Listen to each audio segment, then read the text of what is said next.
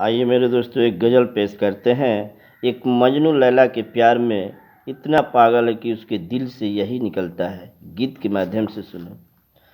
कि नेह के दरिया जल में नहा जाएदा, नेह के दरिया जल में नहा जाएदा, अपनी अखिया में हमके समा जाएदा, अपनी अखिया में हमके समा जाएदा।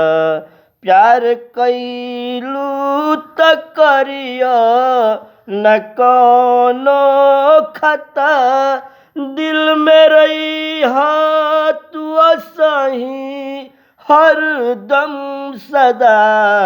आज नैना से नैन, आज नैना से नैन टकरा जाएदा, अपनी अखिया में हमके समा जाएदा। नेह के दरिया जल में नहा जाएदा, अपनी अखिया में हमके समा जाएदा।